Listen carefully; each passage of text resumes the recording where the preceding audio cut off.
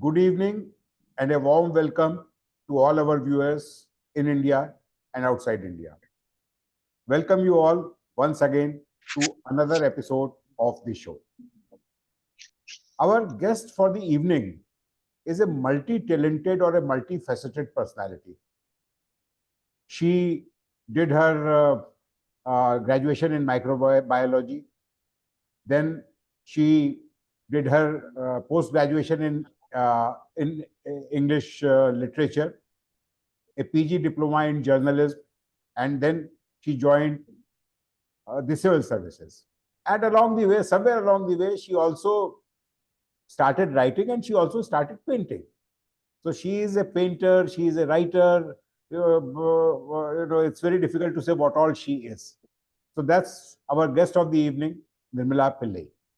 But before I bring her Thank in, you, namaste. put this spotlight on her, I would like to introduce another multifaceted personality and who is also going to be the moderator for the evening. That is Vardhan Dharkar. Good evening, Vardhan. Welcome to the show. And Vardhan graduated in physics. I think he studied physics, and then he joined finance. He was a CFO when he decided to quit everything altogether, and he started writing, he started reading. He is currently also studying Sanskrit, and he writes blogs and whatnot. And his passion is cooking. His passion also is cooking, I would say. So welcome to the show, Vardhan. He's going to be the moderator for the evening. Thank you.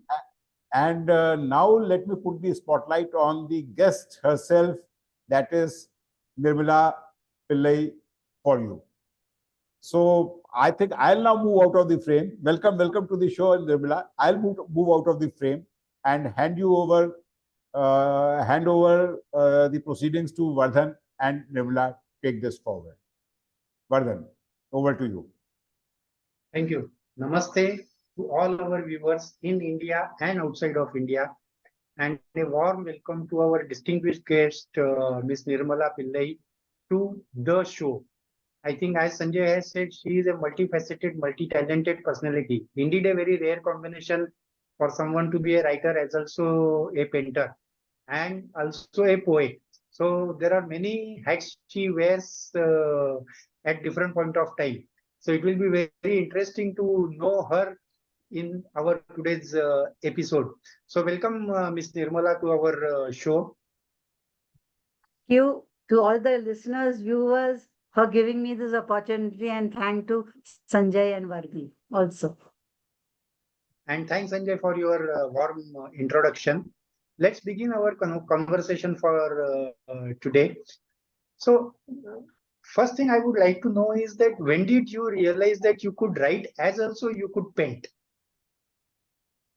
I think it was a painting that came first and then the writing. Because I think when I was a child, I don't know, but my mother used to say that I used to keep on drawing faces with hands coming out of the head and all by the time I was 2 or 3. And I think my father was also very interested in art. He used to do a lot of painting whenever he had the time. So I think it must be something that is inherited, because I kept on painting first, and then I started writing. And the realization that I liked writing came when I was around 11 or 12, when I started writing pen friendship letters. During our generation there was no WhatsApp and all that, so you used to seek pen friends from other countries and then you used to write to them. So I think that time I used to write pages and pages, and then I realized that I loved writing. Okay. Okay. So interesting. Both the things you started doing at a very early age. Yes. Okay. Okay. So maybe if you can just what you are painting and what is it that motivates you? What are the exhibitions that you have held? All of this, our viewers definitely would love to know. I think the painting was something that came very naturally, just like we keep on doodling. The only thing was that the doodling had a sense or theme where I used to draw, first magazine covers which we used to be brought to the house, I used to get a crack on the knuckles. When, whenever I see eyes and nose and all, I used to draw eyebrows and used to dress up the eyes. And sometimes it might have been brought from libraries, from the office libraries of my father or uncle. So I think that was, I couldn't sit still. I used to keep on drawing. School also, I used to get more appreciation for my paintings. So I think a confidence came that, I can write better and also paint better compared to other subjects. Okay. So what are the exhibitions that you have held so far? Where are they? Exhibitions I've held a lot. I have held solo exhibitions in Delhi, Mumbai, Chennai, Kochi, and also I've held group shows. And some of them, I think I got a lot of publicity for the fact that I was a civil servant I was in the finance sector. I was in communication finance and Department of Telecom. So they used to wonder how a person who deals with numbers can paint. So that was some of the curiosity, and that also led to, I think, a lot of press coverage. They're saying that you have not done economics, you have done microbiology, you have done literature, and now that you're painting, no, so we find it very odd. But at the end of the day, it was, I think, who I was that gave me a lot of publicity. So as a writer and painter, I got a lot of coverage early on, maybe because of who I was. Okay. Okay. And if I may ask you, between writing and painting, are there any things which are complementary that helps a writer become a good painter and vice versa?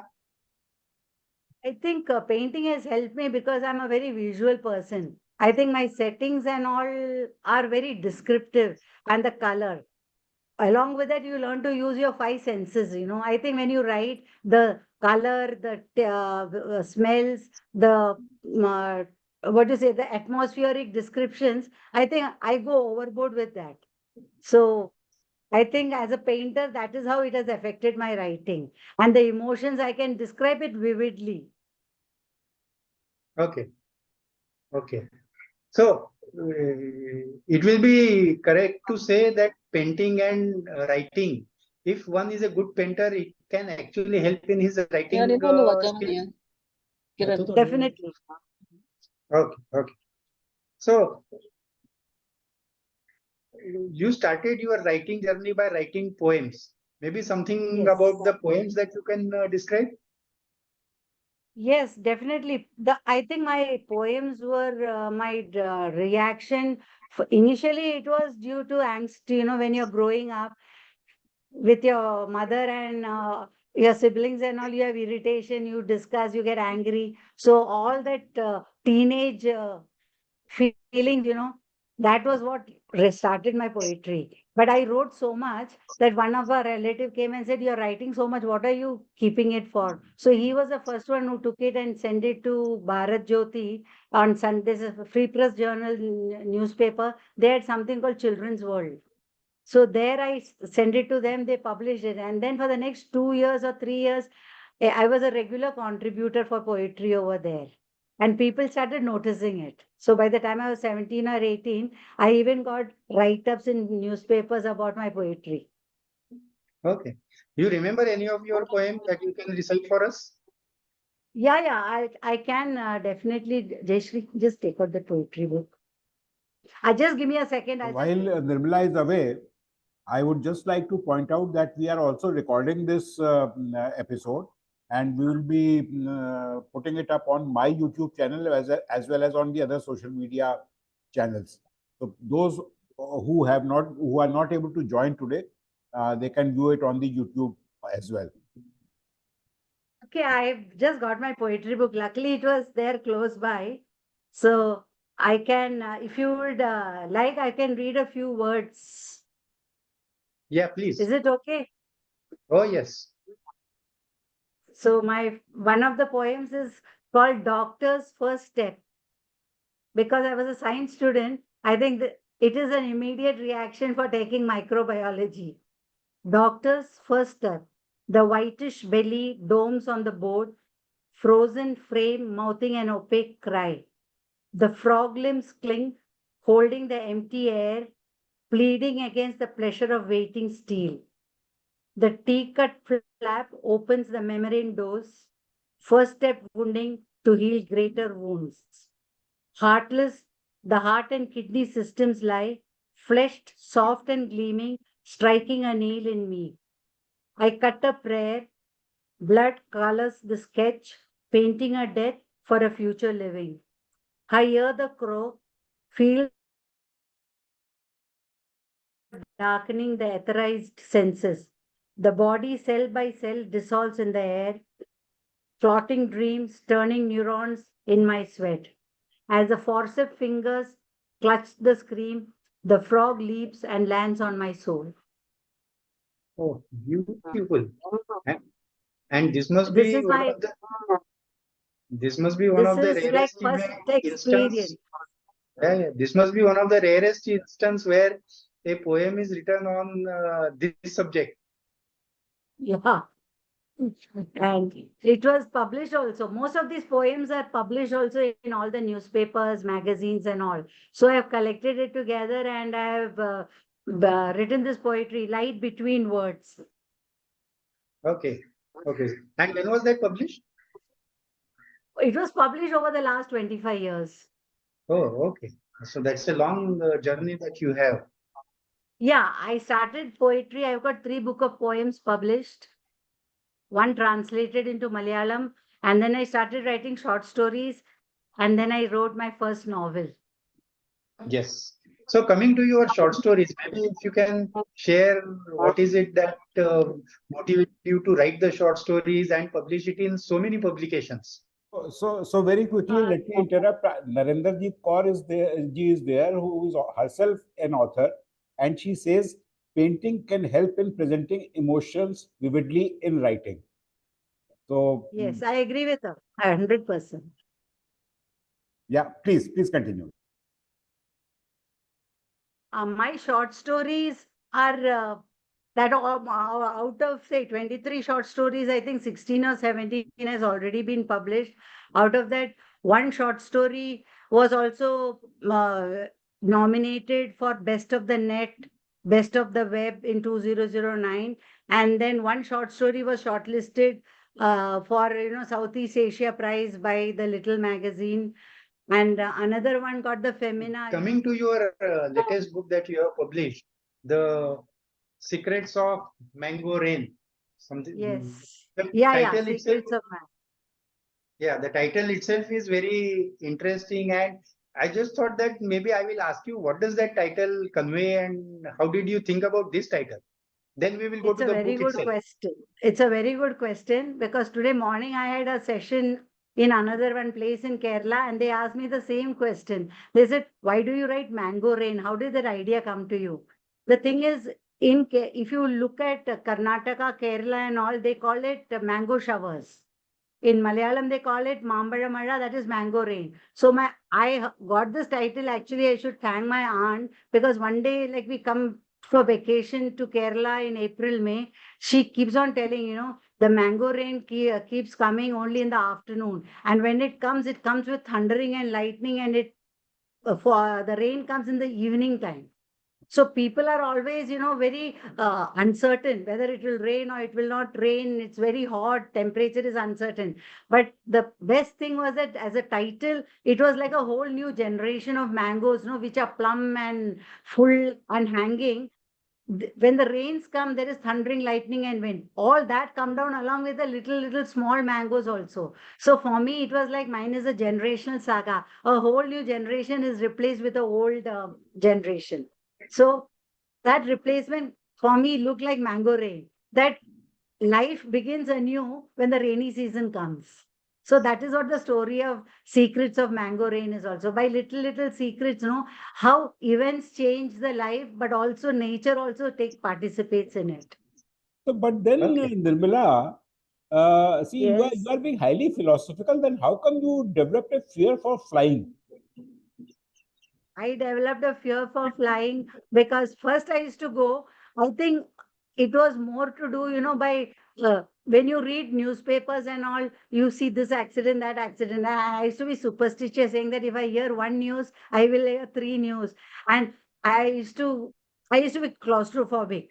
So I think when somewhere along the way, the thinking too much about it, I think I used to I never had time to recover, because when you're working, you have to go to for this meeting, that meeting. So suddenly too many flights came together. No, I used to be frozen with fear. So that is why I stopped flying for some time. Now I'm flying freely. I got rid of the fear and all that. But it came and I couldn't get into the plane. I used to feel as though I'm डब्बे का अंदर बैठ गया है, अभी किधर से निकल जाएगा. So it is claustrophobia related to it. I know. I can There is a empathize with that. Yeah, please. Yeah. there is a movie of Ajay Devgan and Kajol, and wherein Kajol also has this fear of flying. So it's something which maybe is more prevalent than what we think. Yeah, I'm talking about it because it affects also in the long run. It also affects your, you want to go traveling, you want to go for some functions and all because of this fear. No, Yeah. fear means what? It's a zombie sort of feeling. You stop thinking, you stop reacting, and you just want Yeah. to go. So Yes. it took, now I have totally recovered from it for, like my mother passed away. I felt, what is the point of getting fear? Then over that, now it is all forgotten. But I had for almost 20, 25 years this fear of life. Okay. Okay. So coming back to your book, maybe our readers would love to know more about the book, what that book is all about, and how did you think about it? My book actually is a culmination of all the memories and experiences I had as a child coming to Kerala every vacation. And my grandparents were alive for a long time. Every time we came to Kerala, and it was a matriarchal household. So all our culture and customs were quite different from what we came to know about in Bombay, which is patriarchal. Like, you take on your father's surname, your grandmother is the one who inherits the land, who's youngest daughter. So all this was there in my mind. And I thought, in the last 10 years back, when I started writing this book, that all this is changed now. It's only in the books and in somebody's memories. And it no longer like we all have taken our father's surname and all. But my mother and father, they come from a matriarchal family where they take on their uncle's surname. And their family name, if you tell where is Miss X coming from, they'll say she's coming from that Tarawad, this Tarawad. So you identify yourself with Tarawads. And even for the next 10 years, 15 years, you go, no, you say, I'm from that family, no. Also, that family is a person, they'll say, oh, that person coming from there, they're very smart, they're very poor, she's very annoying, she's very, they give characteristics as though it is inherited macroscopically. And if you have a lot of land and wealth and all, no, even just the name is enough. They will take you for granted as if you have got a first class pass to get in. Okay. Okay. So maybe the story itself, the heroine that you have in that book, and how does she grow in that household? Maybe a couple of minutes if we can spend on that. Yeah, I can give you a brief this about synopsis where Valsa, who's the main character, she is an orphan child and she is returned to Ravilat, which is a Tarawad name, at the age of 6. So the novel is told from the point of view of Valsa. And in 1986, three things happened. Three people who were like thrown out of the family, because Valsa's mother married a Christian who's an orphan. One of her mother's cousin, where Sven is a Swedish parentage, Indian and Swedish parentage. He comes to, throw his father's ashes in the land of his father. And Sven is also very, has got dreams about what his father's land was like. So that is why these two protagonists come. And the third arrival is of our eldest sister, Valyama's daughter, who comes at the age of 16, with an illegitimate African American child. So these three arrivals in a very traditional household changes the entire family setup. So something new happening and something old dying, but something good also comes out of it. So the story narration is through the eyes of Valsa, and Valsa's attachment to Sven, no, that becomes the basic rock to one with the story is built, where he is also he protects Valsa, but Valsa's grandfather is the villain of the piece because he did a lot of bad things to Valsa's mother, to Valsa, to other relatives, to Sven's father, and their arrival reminds him of all the things, machinations he had done. So that is why the story is narrated from the point of view when Valsa is 6 years old and at 12 her grandmother sends her away. And then at 18 she arrives and then her adoration of Sven, changes into obsession. And Okay. then they also know that because she was an orphan and she has got a mental disorder like, bipolar disorder, they don't tell her that Sven has married his girlfriend. When she learns of it, she goes crazy and she becomes, like she starts taking drugs and all that and cocaine overdose. And another important point in the story is Jason, with whom she likes in USA, he's a doppelganger of Sven. Mhm. So that, and then the whole story then narrates and ends with the fact that she finds out who is a true love. Is it the doppelganger who normally is a duplicate? But in this story, she finds that Jason is the right person. Okay. Okay. Interesting, very interesting. And maybe our viewers would love if you can read a passage from that book. Okay, I'll read something from the beginning of the novel. And the story is about the first time Valsa is going to meet her grandfather. Kalyani Amma is her grandmother, who is called Ammu. Kalyani Amma's mood swung from delirious happiness to fear and anxiety as she awaited her husband's return.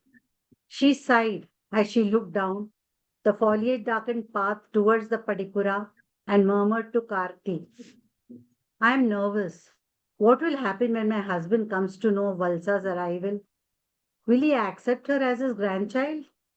Or will he throw her out? Thank God he was not here when she arrived, Karthi said in a frightened voice. Karthi is a maid, shivering and rolling her eyes. God alone knows. All hell will break loose. Kochama, I can't even imagine. Valsa sensed their fear. She tried to make her Ammu smile, chatting non-stop about her life in Mumbai. Ammu smiled wanly, hiding her pain as she listened to her.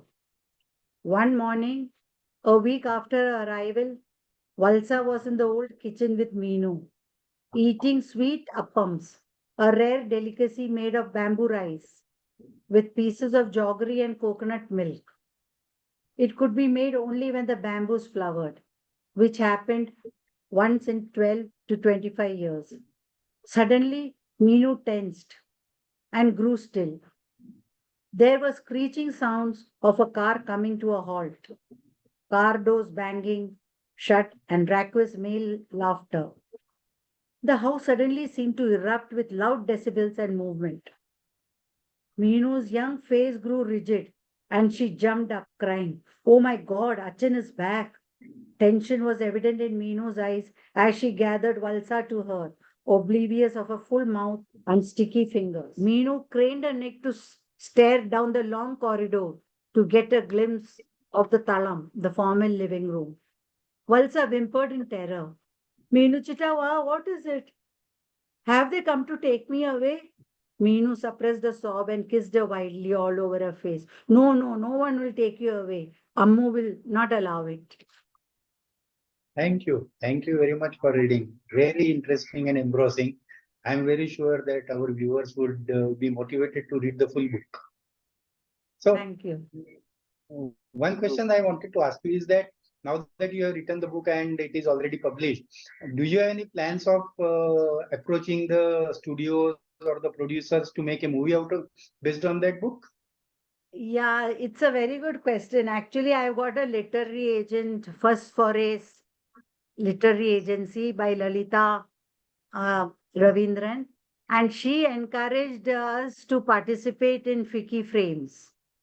So there, all the OTT platforms and all the production houses, they conducted a one-to-one pitching session for all our works.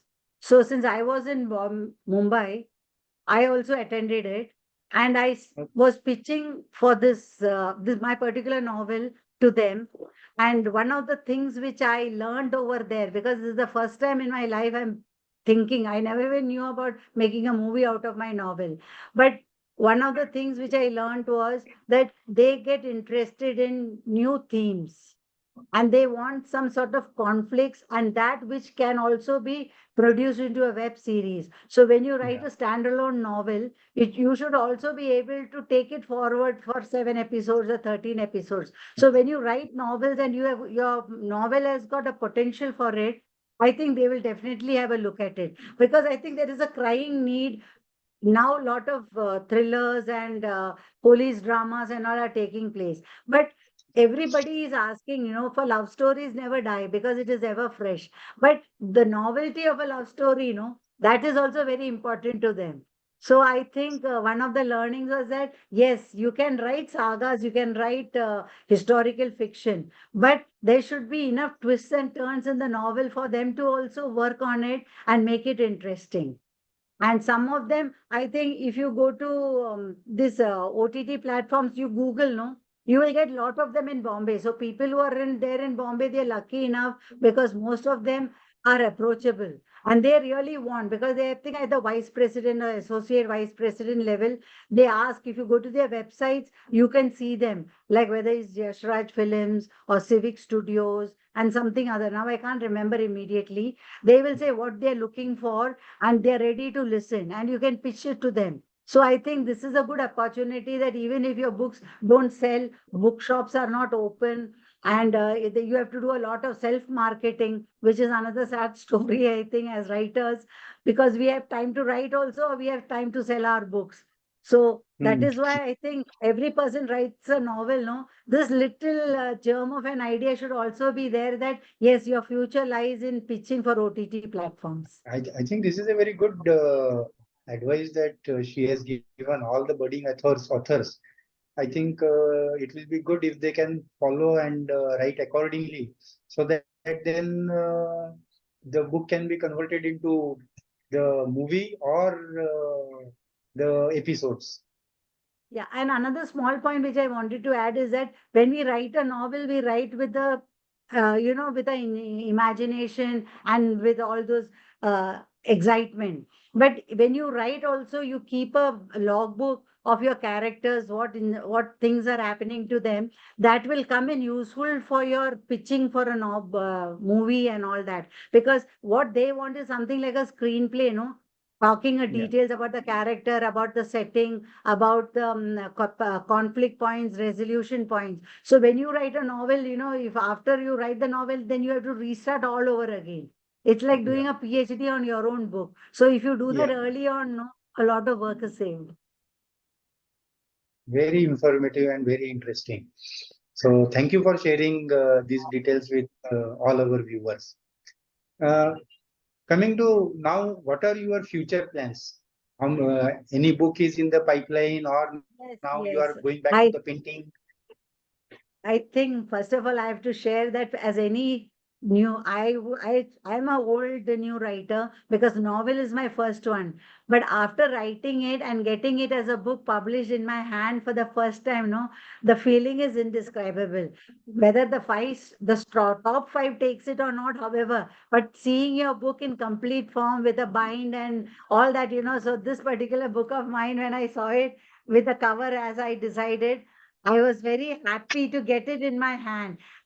And when everybody says the book is good, it looks nice, and the story is good, I think what can be more pleasurable than that? Better than any salary you get also.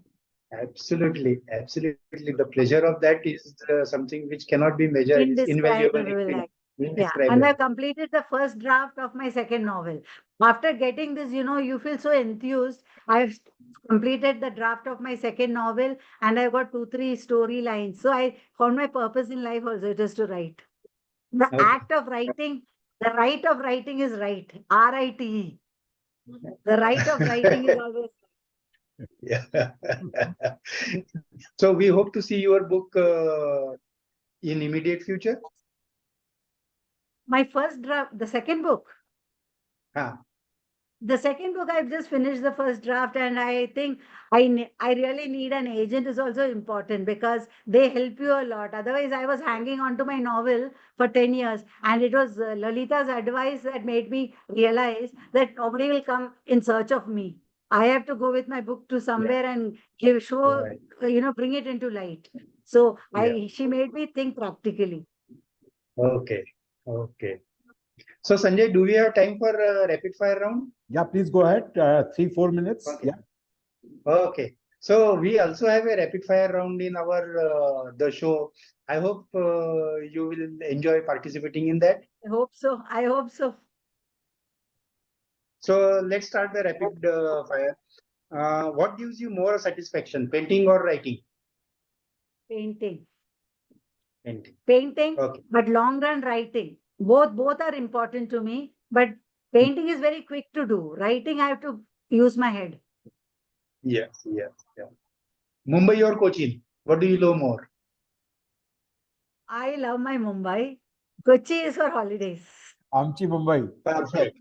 Perfect. Yeah, Amchi Mumbai, definitely. Thank you, Mumbai. Perfect.